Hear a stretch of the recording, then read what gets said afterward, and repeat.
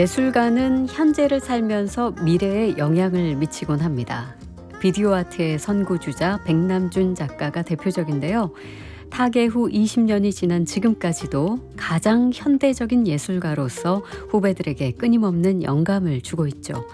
오늘은 백남준 작가의 예술 세계를 기념하고 연구하는 공간 백남준 아트센터 박남희 관장님과 함께 백남준이라는 예술가가 오늘날 어떤 의미를 갖는지 이야기 나눠보겠습니다. 관장님 어서 오십시오. 안녕하세요. 초대해 주셔서 감사합니다. 박남희입니다. 반갑습니다.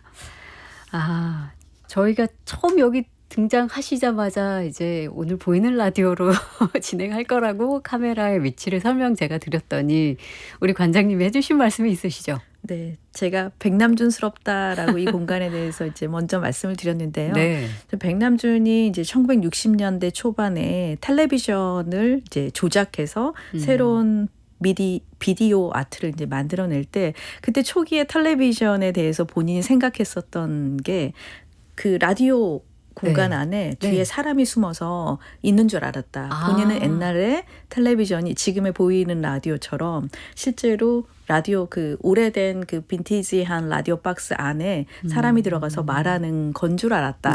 라고 이렇게 회고하신 장면이 있었어요. 근데 방금 이제 설명해 주시는데 보이는 라디오가 선생님 말씀하신 그 상상했던 그 텔레비전의 공간이 보이는 라디오구나 라는 생각이 좀 들었습니다. 그래서 벌써 이미 백남준이 와 있습니다. 여기.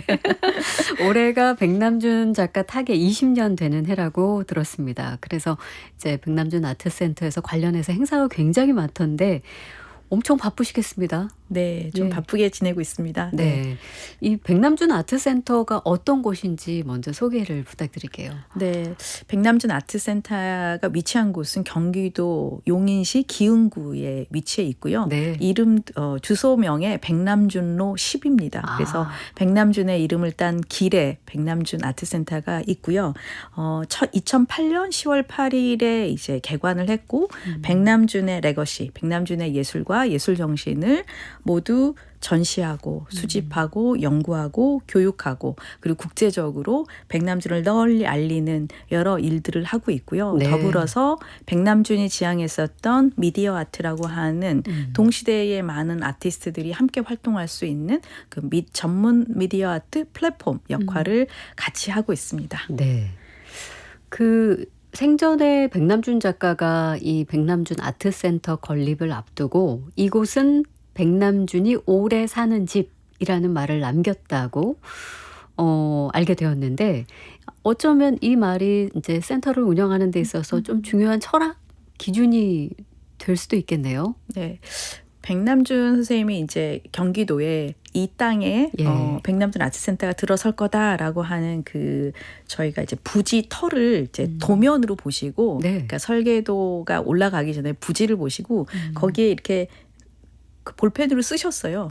백남준이 오래 사는 집이라고 이제 남겨놓으신 거죠. 그때만 해도 그냥 평면도잖아요. 그렇죠. 그 위에 이제 그렇게 남겨놓는데 백 선생님의 뜻은 이게 백남준이 오래 사는 집이길 바라시는구나. 그런데 이 백남준의 오래 사는 집이라는 게 뭘까라는 고민을 하면 백남준을 기념하는 공간이 아니라 백남준이 했었던 실험 정신 그리고 미래를 항상 먼저 앞서서 나가서 예술가들 그리고 많은 경계들을 열어놨던 그런 예술 정신들이 실험되길 바랬던 그런 마음으로 백남준이 오래 살게 되는 공간이어야 된다라는 그런 생각을 했고 저는 더불어서 백남준이 유쾌하고 유머러스하고 친절했던 그 굉장히 그런 성정처럼 백남준 아트센터가 더 많은 분들에게 친절하고 열리고 그리고 그냥 쉽게 오셔서 즐길 수 있는 공간이길 바라시지 않았을까라는 생각을 가지고 있고 그리고 그런 이야기들이 좀 살아 숨쉬는 공간이 되었으면 하는 바람으로 운영하고 있습니다. 박제된 기념관이 아니라 현재와 미래까지도 그 백남준이 가지고 있었던 그 예술이 너무 거창하고 어려운 거 말고 그 대중과 함께 호흡하면서 살아가는 그 집 이런 맞습니다. 의미이겠네요. 우리가 백남준이라는 작가를 떠올리면 잘 모르더라도 미디어 아트 정도는 연상을 많이 합니다. 그렇지만 어떻게 살아왔고 또 우리가 알고 있는 작품 이외에도 어떤 작품을 남기고 이런 것들을 잘 몰라서 백남준 작가를 좀 설명해 주신다면요. 백남준을 그냥 저희가 이제 비디오 아트라고 하는 장르를 개척한 인물이다라고 미술사에는 기록이 돼 있고요. 네. 그리고 미디어 아트의 아버지다, 본령이다라고 이제 동시대 아티스트들이 이제 추앙하는 그런 지점이 있습니다. 그런데 백남준에게 단순히 이제 비디오 아트, 미디어 아트로만 국한되기에는 정말 너무 많은 일들을 했던 것 같습니다. 네. 백남준의 삶은 1932년 서울의 설인동에서 태어나셔서 경기 중고를 다니시다가 홍콩으로 가셔서 일본으로 가는 이런 첫 번째 이주의 이제 일정이 있고요. 네. 그리고 일본에서 음악과 미술사를 미학을 전공하시고 거기서 쉔베르크라는 자기가 품어왔던 새로운 아방가르드한 예술가에 대한 어떤 생각들을 정리하는 논문을 발표합니다. 네. 그리고 1956년에 이 쉔베르크를 만나러 독일로 떠나게 됩니다. 그래서 두 번째 굉장히 커다란 이주가 일어났죠. 네. 그래서 독일에 가서 백남준은 플럭서스 그룹이라고 하는 정말 괴짜 예술가들을 만납니다. 음악을 하는 친구, 무용하는 친구, 그리고 그 모든 세계들을 서로 뒤엉킬 수 있는 자유로운 그리고 실험하고 포용적으로 세계를 바라볼 수 있는 이제 세계들을 만나게 되는데 그때 이제 그의 인생을 바꿔줄 존 케이지도 만나고 네. 그의 오랜 버시자 스승처럼 이제 생각했었던 존 케이지와 요셉 보이스를 만나게 되기도 합니다. 네. 그리고 1963년에 이제 독일에서 본인의 그 실험적인 퍼포먼스들과 더불어서 그 유명한 텔레비전이라고 하는 세계에 들어갑니다. 텔레비전을 일방향으로 나오는 방송의 이야기가 아니라 저 텔레비전이 나와 소통할 수 있는 네. 사람과 사람이 소통할 수 있는 인터랙티브한 어떤 장치, 상호작용적 장치로 만들면서 최초의 백남준 개인전을 하고 63년인데요. 하고 그리고 64년에 뉴욕을 이주합니다. 백남준은 뉴욕에서 64년 이주 이후에 이제 계속 뉴욕에서 본거지를 두고 전 세계를 무대로 활동을 하게 되는데 그리고 2006년에 항상 겨울은 마이애미에서 80년대 후반부터는 겨울은 마이애미에서 좀 보내셨는데 아마 추워서 그러셨던 것 같아요. 네. 근데 그 1월 29일에 이제 2006년 1월 29일에 마이애미에서 이제 돌아가시게 됐습니다. 네. 그리고 뉴욕에서는 거대한 장례식을 펼쳤습니다. 백남준의 삶을 간단하게 이렇게 이주한 경로로만 말씀드렸지만 실제로는 1960년대부터 이제 비디오 아트라고 하는 영역을 개척할 수 있는 것 그리고 70년대, 80년대까지 뉴욕에서 이제 세계적인 예술가로 성장하기까지 네. 굉장히 많은 이제 영향력들을 주고받았고요. 네. 그리고 그 이후에도 이제 저희가 인공위성을 이용해서 저희 위성예술이라고 불리우는 실제 전 세계를 연결하는 이원 생방송으로 전 세계 2,500만 명들이 다 방송을 시청해서 네. 예술을 경험하게 한다든지 최초로 인공위성을 이용한 사례라든지 레이저를 이용해서 서로 또 다시 더 멀리 있는 분들과 빛으로 호흡하려고 하는 것들이라든지 백남준의 많은 그 이야기들은 개발자에 가깝게 새로운 미디어 실험들이 끊이지 않았고 네. 그리고 그 핵심에는 그 사람과 사람을 연결하면서 서로가 소통할 수 있게 소통이 있어야 서로의 이해가 있어야 사람들에게 갈등과 분쟁이 줄어든다라고 하는 그 기저의 이야기들을 이제 실현하고 있었습니다. 그래서 백남준은 어떻게 보면 예술가지만 철학가이기도 하고 그리고 소통가이기도 한 네. 그런 인물이었던 것 같습니다. 와. 짧게 설명해 주셨는데도 마치 그림처럼 이 백남준의 생이 그려질 정도이고 이미 타계 지금 20년인데 현재 활동하는 작가의 이야기를 해 주시는 것처럼 맞습니다. 네. 굉장히 앞서간 그런 예술가인 거죠.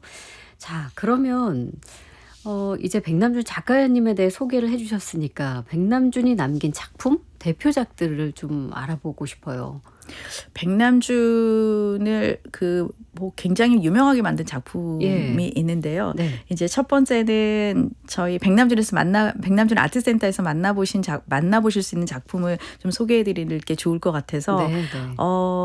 저희 항상 오시면 만날 수 있는 게 TV 정원이라는 작품이 있습니다. 그렇죠. 1974년에 만들어졌고요. 백남준은 그 인간과 자연과 기술이 어떻게 공생할 수 있을 건가에 대한 문제를 아마 TV 정원을 통해서 실험하시고 보여주셨던 것 같아요. 네. 지금의 저희가 기후 위기라고 하는 생태에 대한 문제들을 훨씬 더 민감하게 먼저 고민하셨던 거라 보실 수도 있고, 그리고 인간이 사는 환경이라고 하는 것 안에 기술이 우리의 그 환경의 일부가 자연만큼이나 중요한 기술의 시대라고 하는 거를 이미 예견했던 그런 작품이기도 하고요. 네. 백남준 아트센터에 오시면 사실은 식물들이 자라고 있고, 그리고 그 안에 한 47대 정도의 크기가 다른 모니터들이, 텔레비전, 브라운관 TV들이 꽃처럼 피어나고 있습니다. 네. 그리고 그곳에서는 음악과 춤의 동작으로 연결된 글로벌 그루브라고 하는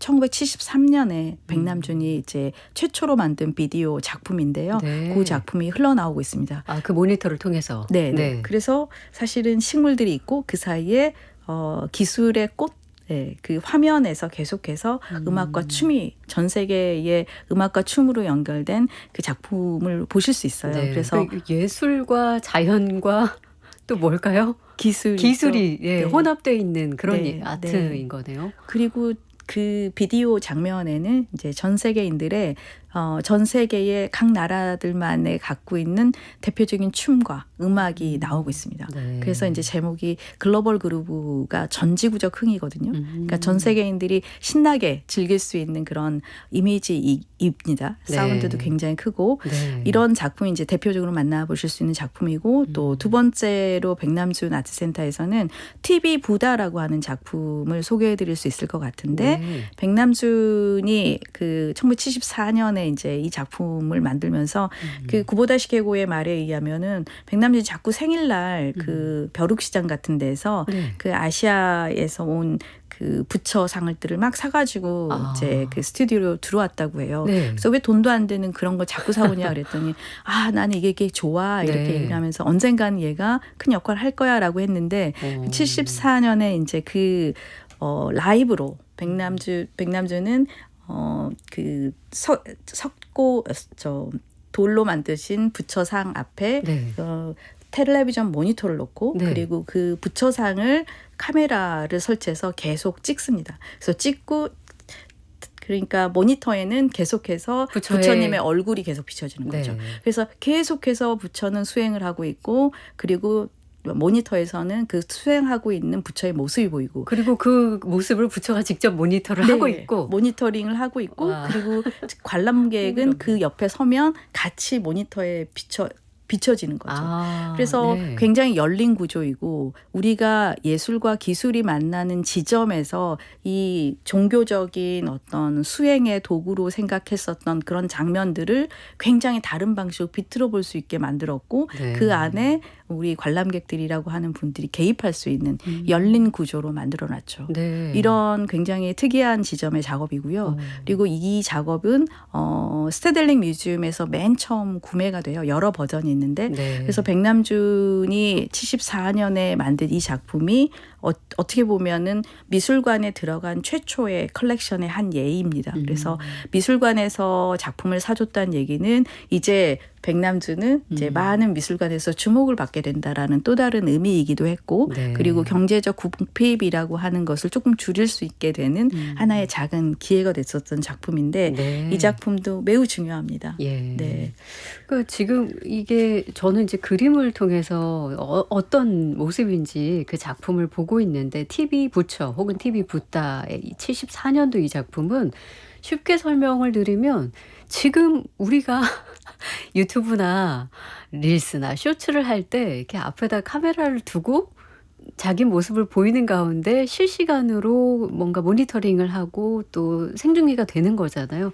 그 모습을 상상하시면 됩니다. 이것을 74년도에 예술 작품으로 이렇게 승화를 했던 거죠. 그렇죠. 라이브니스라고 하는 예. 정말 살아있는 생동감, 생생함이라고 하는 거를 함께 그리고 이제 완결된 예술 구조가 아니라 이미 열린 구조로 누구나 와서 개입할 수 있게 만들어 놓은 부분도 네. 사실은 굉장히 동시대적이다라고 말할 수 있는 네. 그런 특징입니다. 최근 현대 아트를 살펴보면 그 특징들이 이제 참여형 예술 이야기를 많이 하는데 이미 이때 경계를 허물고 모든 관객이 예술을 형성할 수 있다 이렇게 열어놓았던 거네요.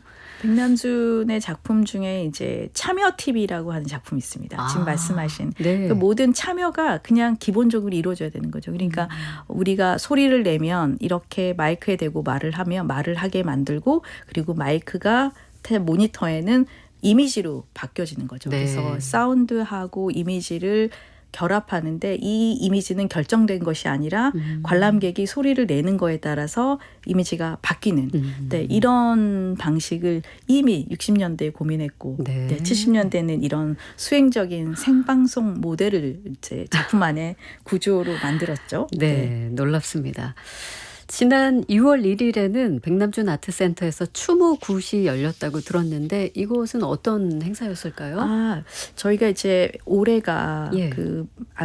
조금 전에 이제 말씀해 주신 것처럼 백남준 20주기가 있는 특별한 해였고 백남준이 항상 이렇게 본인 스스로가 샤먼이라는 얘기들도 굉장히 많이 하셨고 그리고 백남준이 죽은 그 요셉 보이스를 위해서 이렇게 큰 굿을 해주신 적이 있었습니다. 1990년에 요셉 보이스 늑대의 걸음이로라고 하는 그 전시와 함께 열렸던 굿이 있었는데 네. 그때 백남준은 죽은 요셉 보이스를 위해서 동해안 별신굿이라는 그 형식을 빌어서 거기에 그 동해안 별신굿 이수자들 그 무형문화재 분들과 함께 그 굿을 만든 적이 있었습니다. 직접 굿을 행하시기도 한 거예요? 그 굿에 그 의뢰를 주관하면서 그분들하고 협업 무대를 만드신 거죠. 지금으로 네. 보면 퍼포먼스의 그 굿이라는 형식과 퍼포먼스를 결합한 방식의 최초의 모델일 수도 있을 텐데 그걸 90년에 하셨어요. 그러니까 네. 백남준이 요셉 보이스를 향한 마음, 그러니까 애도의 마음과 추모의 마음을 그렇게 굿으로 표현했던 것처럼 백남준 아트센터도 20주기의 백남준을 어떻게 그리워하는 마음을 좀 표현할 길이 없을까라는 생각에서 이번에 이제 그 백남준의 굿 퍼포먼스라고 하는 형식을 생각하게 됐습니다. 네. 근데 굿 퍼포먼스를 하기 위해서 저희가 이제 백남준이 했었던 굿들을 찾아보면서 예. 백남준이 이제 굿에 대해서 얘기를 했었던 말들이 죽음으로 어떻게 삶을 아느냐라고 하는 백남준의 질문이 있었어요. 죽음을 모르고 어떻게 삶을 아느냐.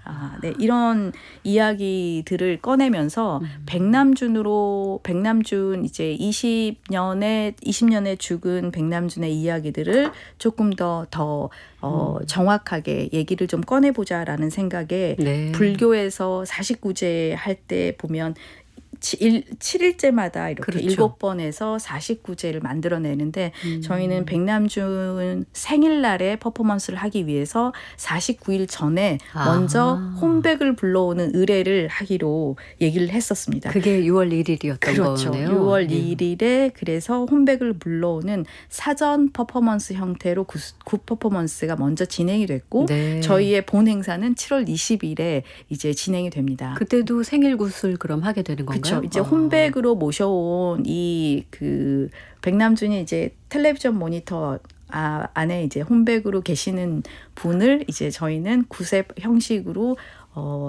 전면적으로 동해안 별신굿 형식의 네. 퍼포먼스로 보여주시게 됩니다. 네. 근데 사실은 동해안 별신굿이라는 백남준이 선택한 형식이었기 때문에 지금도 그 형식이라고 하는 부분을 좀 같이 가는 게 좋겠다라는 생각을 들었고 굉장히 동해안 별신굿의 이수자이면서 네. 그리고 타 연주자인 방지원 이제 이 분이 이 굿을 좀 직접적으로 퍼포밍 하는데 전체 설계를 하셨다라고 보시면 좋을 것 같고요. 네네. 그래서 저희는 어떻게 보면 백남준을 기억하는 어떤 의례이자 퍼포먼스이고 백남준의 형식이고 백남준의 언어인 방식을 결합해서 대중들과 함께 추모해보는 그런 시간으로 구성하고 있습니다. 네. 그래서 이쯤에서 음악을 한 곡 틀어드릴 텐데요. 그에 어울리게 김석출의 소리로 동해안 오구굿 중에서 영가 이윤굿을 함께 들어보겠습니다.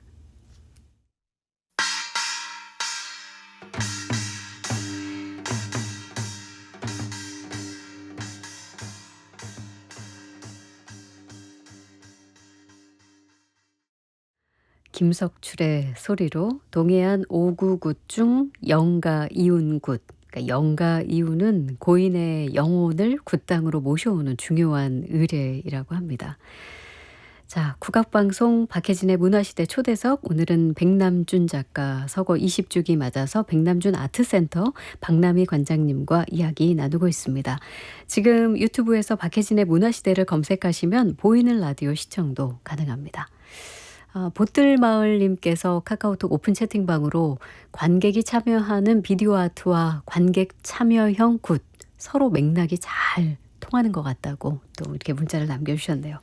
자, 생일곡 관련해서 잠시 설명해 주시다가 음악을 먼저 들었으니까 조금 더 보충 이야기 들어볼게요. 네, 백남준이 1990년대 했을 때 이제 이미 요셉 보이스가 돌아간 다음에 한 것처럼 저희도 20주기에서 이제 마른 오구라고 해서 돌아가신 지 좀 지난 신 분들을 위로하는 그런 형태로 이제 진행을 하게 되는데요. 네. 어떻게 보면 백남준은 스스로가 무당이라고 생각을 했었고 샤먼이라고 생각을 했었던 사람과 사람을 연결해야 되고 사람의 마음과 마음을 연결하는 그런 것에 대해서 되게 많은 관심을 가지고 계셨던 것 같고요. 네. 이번 굿의 굿 퍼포먼스의 핵심적인 이야기들은 백남준이 가지고 있었던 모든 그런 연결하려고 하는 마음들을 이제 총집합하는 퍼포먼스인데 저희가 이제 7월 20일에 국립현대미술관 에서 먼저 출발을 합니다. 네. 왜냐하면 백남준의 작품이 남아있는 가장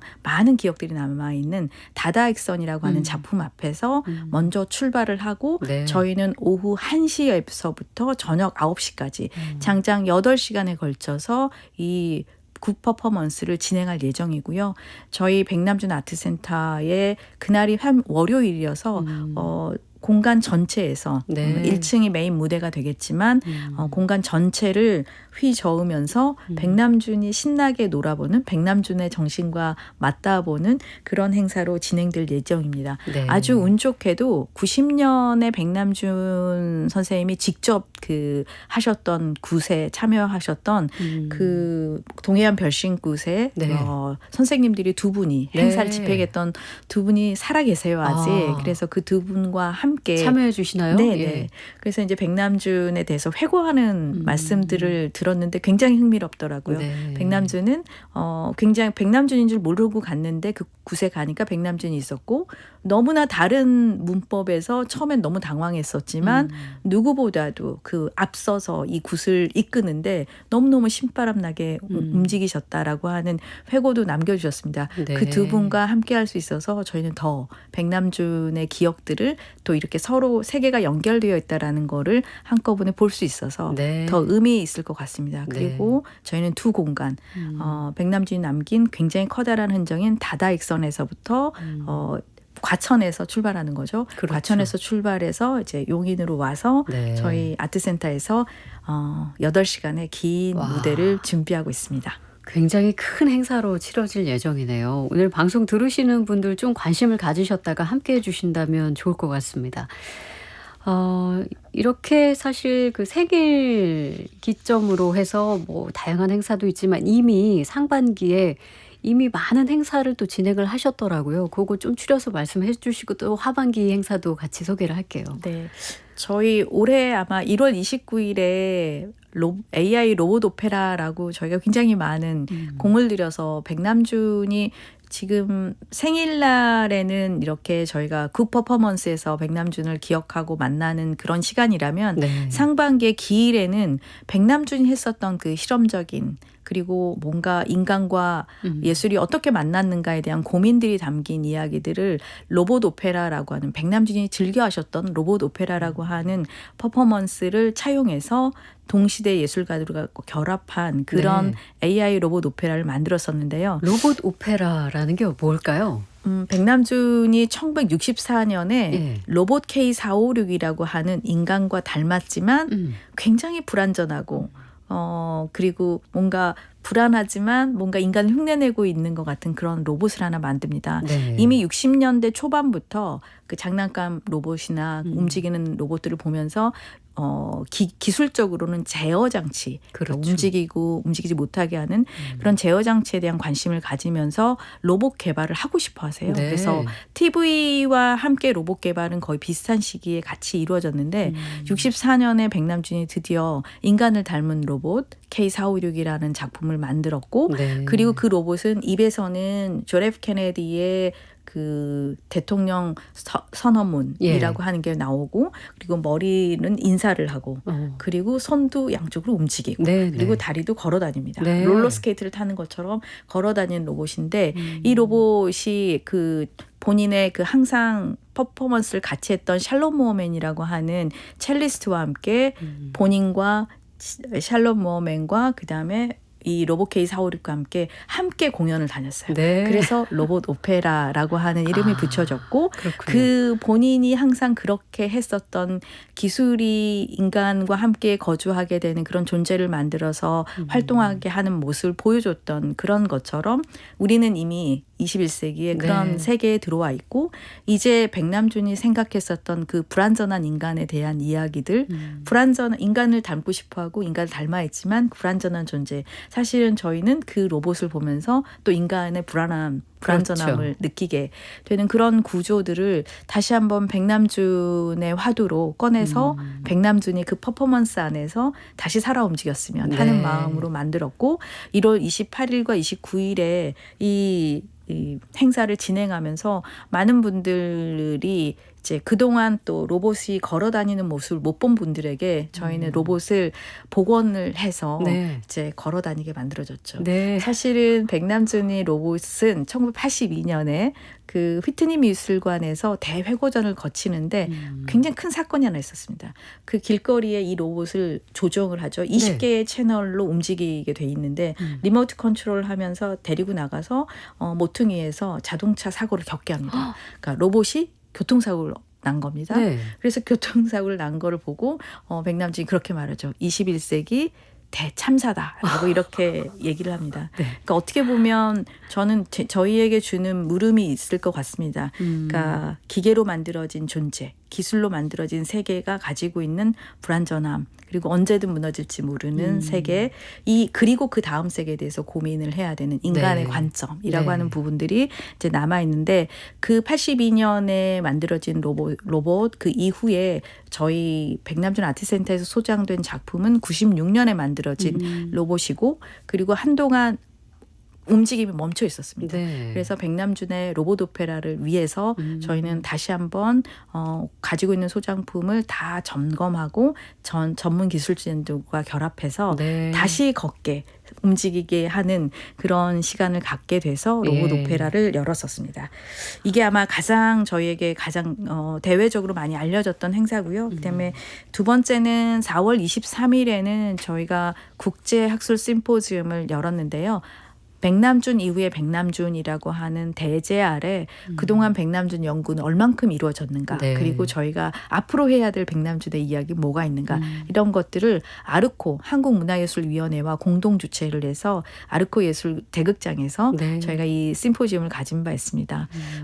그동안에 조금 전에 나왔던 로봇 그다음 백남준 연구에서의 데이터 사이언스에 대한 문제 그리고 백남준의 소장품 중에 TV PC라고 하는 작품들 그리고 백남준 잘 드러나지 않지만 아시아의 필름을 만든 필름메이커로서의 백남준의 이야기들이 다시 한번 또 다루어지기도 했었던 네. 제일 중요한 순간이었고요. 그리고 지금 백남준 미디어 페스티벌이 7월 16일에 개막 예정이지만 사전 프로그램들이 먼저 좀 진행되기도 했습니다. 네. 저희가 지난 일들은 이제 이런 행사들이 좀 있었습니다. 네, 방금 마지막에 설명해 주신 백남준 미디어 아트 페스티벌 올해 이제 첫 회 시작이 되는 건데 그러면은 하반기에 이 행사를 시작으로 뭐 다양한 행사와 전시가 또 준비가 돼 있겠네요. 네, 그렇죠. 예. 백남준 미디어 아트 페스티벌은 좀 초기에 저희가 이제 말씀 나누면서 네. 백남준 아트센터가 좀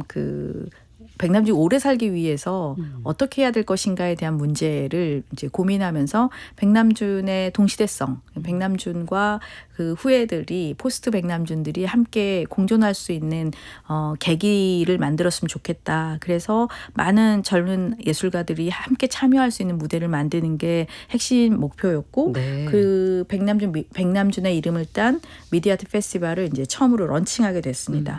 그리고 여기 안에는 백남준이 늘 했었던 전시, 그리고 퍼포먼스, 그리고 워크숍이나 기술랩, 그리고 학술 프로그램들, 그리고 대중들이 참여할 수 있는 뭐 열린 창작 프로그램들, 이런 프로그램들을 같이 결합시켜서 저희가 백남준이 했었던 예술 형식에 대한 실험들, 다시 존중할 부분과 그리고 저희가 실험할 부분들을 나눠서 하고자 합니다. 올해는 백남준의 행성이라고 하는 주제를 다뤘는데요. 네. 백남준이 행성 같기도 하고 네. 또 백남준의 세계관이 행성적 사유라고 말하는 지금의 동시대에서 정말 수평적으로 사유하고 서로 연결되어 있는 이야기들을 꺼내기에 백남준의 이야기는 굉장히 중요한 화두였고 제가 스톰킹 아트센터라는 데를 한번 방문한 적이 있었는데 백남준이 그 스톰킹 아트센터에 작품 남겨놓은 작품이 Waiting for UFO, UFO를 기다리며라고 하는 작품을 남겨놓으셨더라고요. 네. 야외 조각처럼. 네. 네. 그래서 백남준의 삶은 어쩌면 언제 아직 도래하지 않은 미래를 기다리고 정말 우주 비행 물체를 기다리는 것처럼 미래를 향해 갔었던 그런 네. 시간이 아니었을까. 그래서 백남준의 생각에 너머에 그리고 백남준을 쫓아서 한번 보는 시간을 갖는 게 이번 미디어 아트 페스티벌의 어떤 정신이고요. 네. 여기 안에서 이제 굉장히 많은 프로그램들이 진행될 예정입니다. 네. 네. 전시도 있죠. 네. 별, 괴, 그리고 달들 이런 전시들도 준비가 돼 있더라고요. 네. 네. 아마 저희가 행사 중에 가장 커다랗고 그다음에 장기적으로 이제 진행되는 거는 2개의 전시인데요. 1층에서는 별, 괴라고 하는, 그리고 2층에서는 달들이라고 하는 주제인데요. 백남준에 대한 이제 우주론적 생각들이 단순히 저게 우주하면 서양의 기술적인 부분만 생각할 것 같지만 굉장히 동양적 사유에 기반하고 있습니다. 그렇죠. 그래서 동양적 우주론과 서양의 기술론들이 백남준 안에서 융화돼서 어떤 백남준의 행성 시리즈, 뭐 비너스도 만들고 시리우스도 만들고 다양한 그 행성들을 제작하기도 했고 네. 그리고 그것을 보여주기 위한 여러 장치들이 동양의 이제 주역의 궤도 이제 결합되고 그런 얘기들을 이제 별, 괴에서는 백남준의 작품을 집중적으로 이제 행성 작품들 보여주고 달들에서는 백남준의 이런 그 동양적 우주론과 고민들을 동시대 예술가들이 이제 결합해서 이제 보여주게 됩니다. 네. 와, 이 아까 백남준의 행성이라는 큰 주제를 말씀하셨는데 백남준이라는 이름과 행성의 키워드는 너무나도 잘 어울리는 매칭이라는 생각이 들거든요. 자, 지금 이 시대에 뭐 여러 가지 설명해 주셨지만 왜 우리가 백남준 작가를 다시 소환해서 한번 그가 던진 질문들에 우리도 한번 같이 질문을 던져보고 답을 구해봐야 하는가에 대한 답을 주신다면요. 백남준은 저희가 동시대적이다라는 말씀을 이제 네. 먼저 드리자면 네. 백남준이 분명 1973년에 이런 말을 했거든요. 언젠가 많은 사람들은 자기만의 TV 채널을 갖는 날이 올 거다라고 네. 하는 73년의 그 말씀이 지금 와 있잖아요. 지금 와 있어요. 네. 그래서 백남주는 동시대적이다라고 이렇게 말할 수밖에 없는 부분들이 있습니다. 그래서 어떻게 보면 지금의 저희가 스마트폰의 환경이나 SNS라고 하는 글로벌 미디어의 환경, 그다음에 지금 이 지구가 겪고 있는 인류세로 인한 굉장히 아픈 지구들을 경험하게 되는 그 기후 위기에 대한 이야기들, 네. 그리고 이런 이야기들을 백남준이 인터넷이 없던 시절에 인터넷과 같은 전자 초고속도로라고 하는 개념을 제안하면서 전 세계가 다 연결될 것이다라고 하는 이런 얘기를 해주셨어요. 그런 얘기들은 백남준이 생각한 시대가 지금의 시대가 아니냐라는 생각이 들고 네. 그런 면에서는 백남준은 미래를 살다간 인물이고 그러니까요. 미래를 설계해 놓은 건 아닐까 그런 생각이 듭니다. 네. 그래서 백남준은 50년 전에 40년 전에 이런 생각을 했을 때 어떻게 생각했을까. 백남준은 세계에 대한 고민을 매우 고전에서부터 그리고 동시대 정보까지 뉴스나 많은 신문이나 이런 것들을 읽으면서 미래를 이렇게 늘 고민했죠. 네, 스스로가 예술가는 미래에 대한 사유를 하는 사람이다라고 이렇게 말한 것처럼 그런 백남준의 사유가 지금의 이 동시대에 굉장히 필요한 타이밍이 아닐까라는 네. 생각이 듭니다. 네. 그러니까 그 예술이라는 영역이 그러니까 세상과 괴리돼서 온갖 미적인 추구만을 하는 것이라고 착각하기 쉽지만 사실은 세상을 향한 온갖 오감의 그런 감각들을 열어놨을 때 비로소 예술 안에 펼쳐진다는 것을 바로 보여준 작가가 백남준 작가라고 할 수가 있겠네요. 그런데 백남준이라는 작가가 이렇게 한 그릇에 담기에 굉장히 넘치고 미래를 살다간 작가로 인식이 되고 알면 알수록 너무나 궁금해지고 새로운 이야기들이 나오는데 백남준에 대한 연구 혹은 교육이 생각보다 그렇게 깊고 넓게 이루어지지 않았다. 이런 점에 대한 아쉬움을 또 토로하셔서 정말 그렇습니까? 사실 백남준에 대한 연구는 정말 하면 할수록 약간 미궁이고 네. 아직 해야 될 일이 되게 많습니다. 그러니까 예. 백남준이 한 6개의 언어를 써서 텍스트를 생산하기도 하고 그리고 많은 세계인들과 결합해서 작업을 하기도 했기 때문에 백남준의 하나의 예술을 하나하나가 예술이 그냥 단절된 하나의 완결된 작품으로 끝나는 게 아니라 세계가 계속 연결되어 있고 네. 그리고 그 연결된 지점들을 언어적인 부분, 철학적인 부분들 또는 국가마다의 다른 문화적 관행들에 대한 문제들 많은 부분들이 결합되어야 백남준의 해석을 이끌어낼 수 있는데 이런 부분에서 저희에게는 더 많은 사람들이 집중적으로 백남준을 연구할 수 있는 연구자들에 대한 시스템들을 만들어내는 것이 되게 필요한데 네. 저희가 백남준 아트센터의 규모는 그렇게까지 현재는 그렇게 크지 않고 저희는 뭐 많은 이제 미래를 좀 생각을 해보면 네. 백남준을 위한 연구자들이 전 세계에서 몰려와서 사실은 백남준은 한국의 예술가로 규정할 수 없고 그렇죠. 트랜스내셔널이라고 네. 말하는 초국가적 존재로서 미국의 연구자도 있어야 되고 일본의 연구자도 있어야 되고 독일의 독일도. 연구자도 있어야 되고 그렇죠. 이런 많은 사람들이 프랑스의 연구자도 분명히 있고요. 많은 연구자들이 모여서 초학제적으로 초국가적으로 그 백남준이라는 연구를 좀 하면 좋겠다라는 네, 생각이 네. 드는데 네. 그런 규모를 위한 연구소가 좀 만들어졌으면 좋겠다. 그러니까 미술관도 되게 중요한 일이지만 미술관에 해야 되는 연구의 영역이 백남준의 이해가 결국 우리가 한 예술가가 어떻게 미래를 이렇게 먼저 살다 간 건가라고 얘기를 꺼내줄 수 있고 그리고 그가 사유했던 부분들이 정말 향후에 많은 예술가들 그리고 사회인에게 많은 얘기를 해줄 수 있기 때문에 네. 백남준 연구가 좀 필요하다라는 생각을 간절히 희망하고 있습니다. 네. 시스템 만들고 싶습니다. 오늘 이 방송 시작하기 전부터 힘주어서 일단 저희 스태프들에게 말씀해 주셨는데 오늘 방송 생방송으로 지금 청취하시는 분들도 관심을 조금 더 가져주시고 또 지원도 필요할 것 같다는 생각이 듭니다. 자, 오늘 이제 방송 들으신 분들 백남준 아트센터 이제 가보고 싶다 생각 많이 하실 것 같은데 센터에 오면 이거 꼭 해봐라. 이 공간에 대해서 좀 편안하게 좀 팁을 좀 주신다면요. 백남준 아트센터의 그 공간 전체가 예. 피아노 모양으로 생겼습니다. 그리고 백남준이 음악으로 먼저 출발했었던 그러니까요. 사람이 네. 예.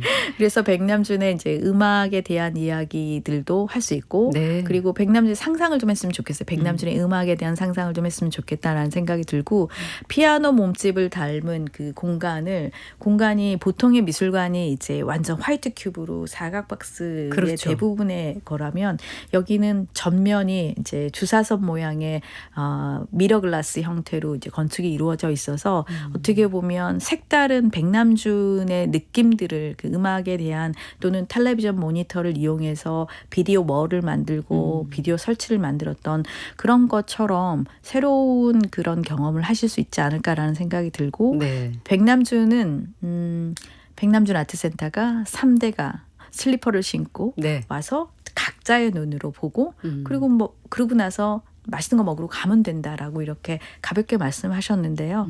정말 그렇게 오셨으면 좋겠어요. 네. 문턱 낮게 오셔서 각자의 눈으로 답이 없는 예술에 대한 이해를 서로 품고 질문을 품고 갈 수 있는 네. 그런 백남준 아트센터였으면 합니다. 시간이 지금 굉장히 빠르게 흐르고 있는데 잠깐 그 카카오톡 오픈 채팅방으로 루시님께서 생일굿 누구나 참여 가능하냐고 여쭤봐서 해결해드려야 될 것 같아요. 네. 오시면 저희가 지금 다 예약을 받고 있습니다. 예. 예약을 받고 있고요. 홈페이지에서 예약을 해주시면 가장 안전한 방법이시고요. 네. 뭐 현장에서도 혹시 이제 받으실 수는 있겠지만 너무 많은 분들이 오신다면 위험할 수 있으니 네. 예약 부탁드립니다. 자, 마지막으로 우리 관장님의 개인적인 목표 짧게 여쭙겠습니다. 저는 이제 백남준 아트센터 관장으로서 저의 어떤 역할들을 최선을 다하고 있고 네. 백남준의 이야기들이 더 많이 퍼졌으면 좋겠고 그리고 백남준 지금 아트센터에서 준비하고 있는 백남준 미디어아트 페스티벌과 그다음에 내 하반기에 굉장히 공들여온 큐레이터십의 새로운 모델을 트랜스로칼 현대자동차 트랜스로칼 시리즈의 일환으로 브라질 상파울로에 있는 피나코테카 미술관과 용인의 이 백남준 아트센터가 두 전시가 거의 비슷한 시기에 동시에 네. 이제 열게 되는데 이런 공들인 백남준의 네트워크들이 살아있을 수 있는 그런 공간으로 이제 다시 열리게 되는 그런 일들 지금 진행하고 있는 일들이 꽉 찼으면 좋겠고 마지막으로는 백남준 아트센터가 조금 더 많은 지원을 받고 많은 국가적인 지원과 관심을 받을 수 있도록 그렇게 됐으면 좋겠다라는 생각입니다. 네, 저도 관심을 갖고 응원을 드리겠습니다. 자, 국악방송 박혜진의 문화시대 초대석 지금까지 백남준 아트센터 박남희 관장님과 함께했습니다. 고맙습니다. 감사합니다.